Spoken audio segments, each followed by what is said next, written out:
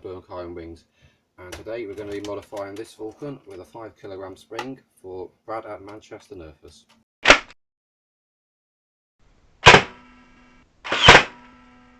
Right, there are several videos showing you how to take this thing apart, so I'm not really going to go through it, but it seems basically you pop this bit off, you pop those bits off, do all the screws from here forwards, don't worry about touching those ones there, pop that all off, then it should all come out. After of course removing battery cover and compartment. Taking off the handle here, just pop those bits off, screw them out. Taking off the belt door, I suppose you call it here. Of note, if you undo these screws, the collar in the middle, you just wedge your finger in it and just pull them out, you don't have to pry it out or anything. I've done a selection of other screws. When you undo the shell, this bit just becomes loose, so magic. Now, so previously I had opened this out,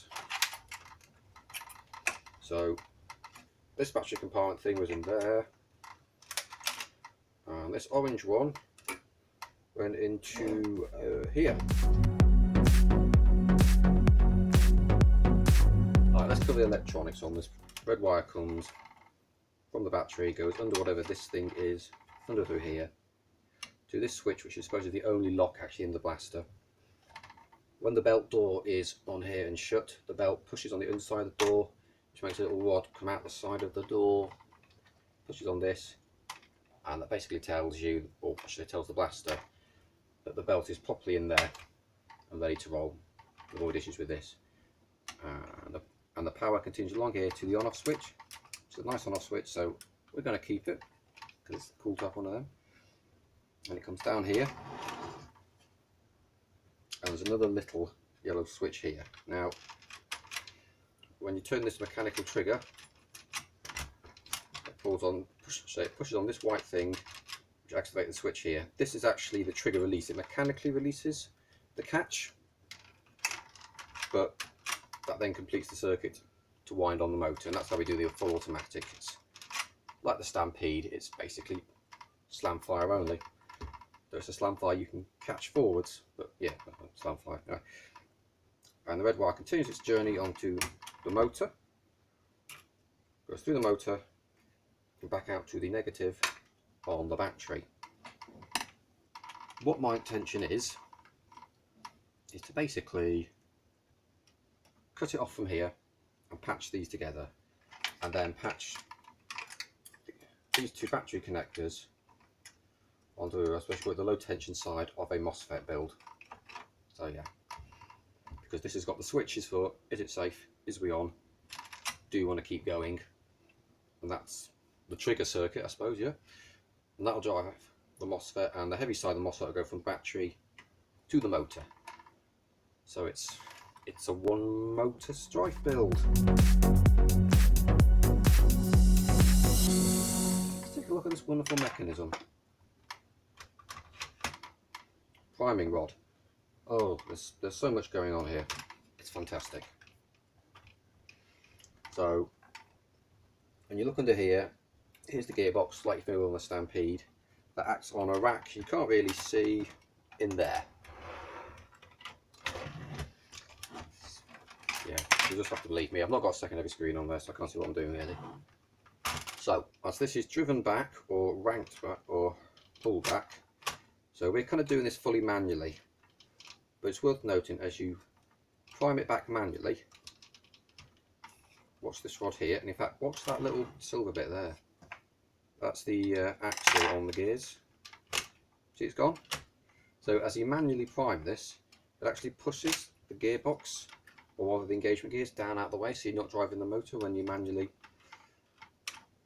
prime it. Anyway, keep priming back, and you'll see here what looks like a catch, and in fact is a catch. There you go. There's the back of the rack for priming it, and that will then fire. Right, so that's that one bit done. Oh, obviously, as I mentioned before, there's your trigger. It moves this, which moves the little switch into there to keep firing and complete the circuit, but also it moves your catch plate vertically in that. Right, let's get back over here. Can you see this little lever here. So as this is primed backwards,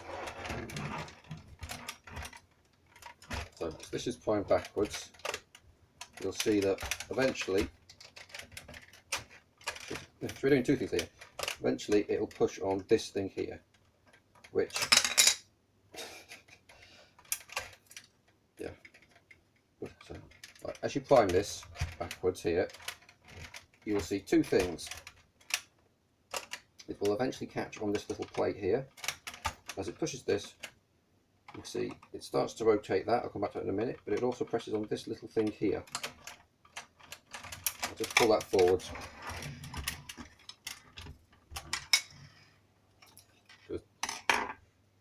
I didn't finish doing that, but I'll show you now. So as this pulls forward, it brings the plate through here, and yeah. So as I was just showing you, if you manually pull this forward, it'll eventually pull on this underplate here, and that lever I just shown you. And that lever, as you'll notice, will push forward on the plunger rod. No, it'll push forward on the plunger tube, which kind of pushes the plunger tube into the back of the linked shells on the belt. And that's how we get the seal.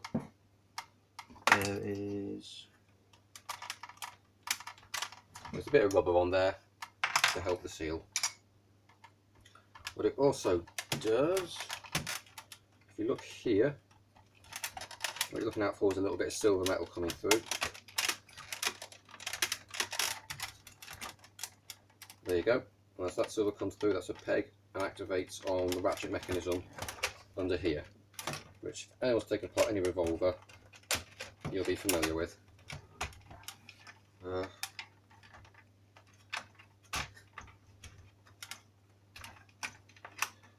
Right.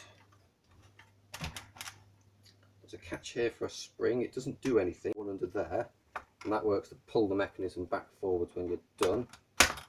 And when you pull it forward, this spring wants to return it forward.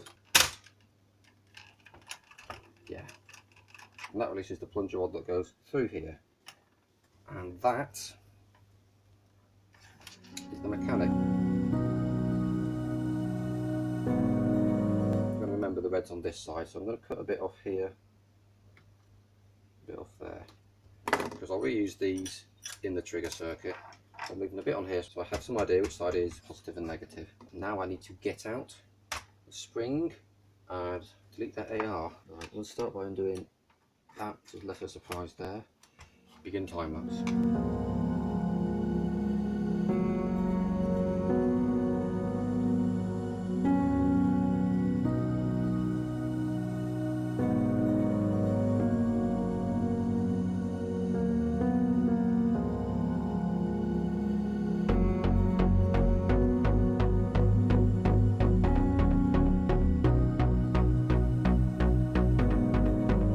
Still a bit greasy.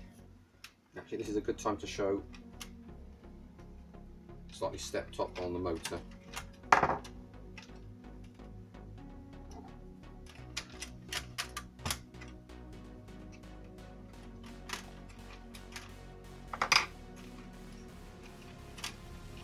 There we go, pushes it down.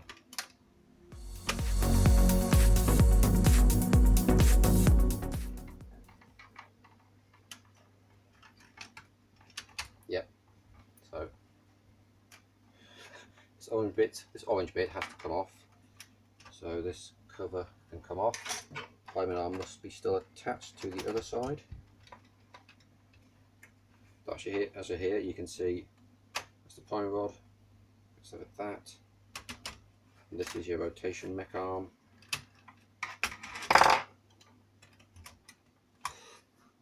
Okay. That way, that's the mouthpiece that holds the spring in.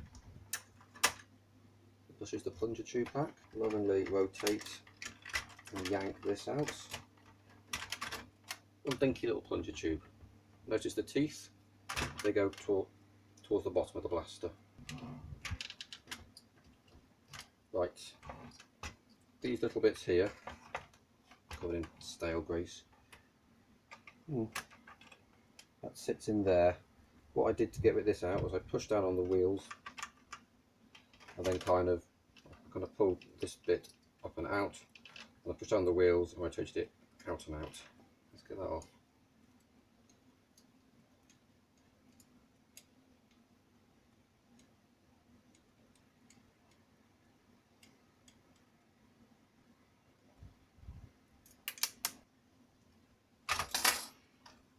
The traditional floating, only just floating O-ring design. Now, no one sells a Vulcan spring, but looking around on Blastersmiths UK, they seem to suggest that a triad spring would work.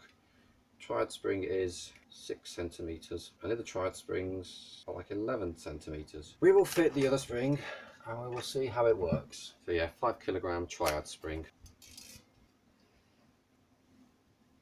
Yeah, that's over a centimeter difference.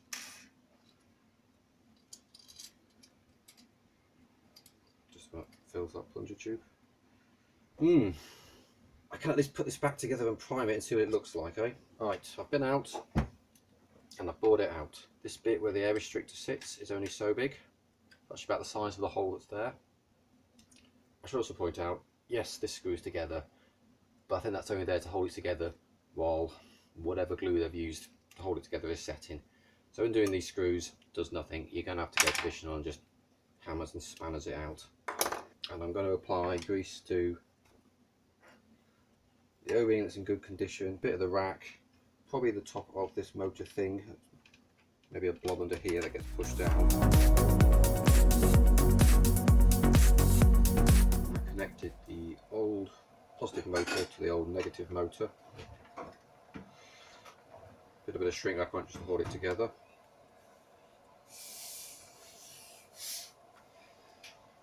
That's where I got a bit abraded. I'm then getting that to the positive from the battery. That then goes to the gate on the MOSFET. There's the resistor across the top. So the power goes in here, around the circuit, back through here, through the resistor, and back to the battery negative. As for the motor, obviously the power goes through the red into the motor, through the control, so to speak, which is the blue, and back out the back here to the battery.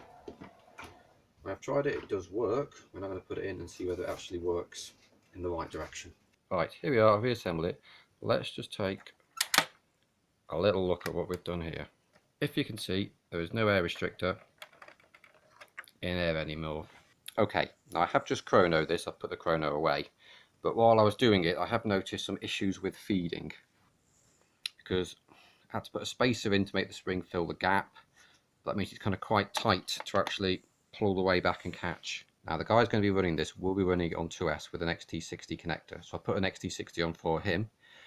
But the only thing I've got with XT60 that isn't 3S, well it's actually 3S, but it's an LiFe, which is 9.9 volts. So I do wonder whether it's running a little bit too fast and that is causing it to skip. So it kind of pulls back but doesn't quite catch, so we'll, well, I've also left the ammo bucket somewhere. So let's run off a couple of shots so you can at least hear it. Hopefully see some of these feeding problems.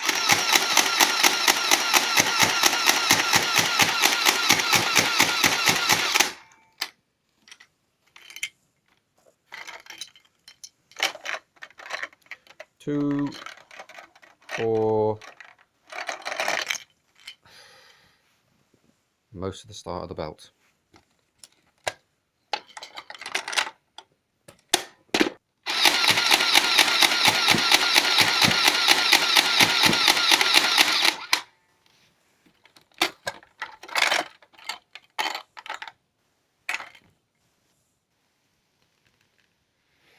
So maybe that's something to do with the way that's initially feeding at the start. Again, I think the ammo bin would probably help quite a bit with it. But yeah, I'll give it to him and we'll see how he gets on.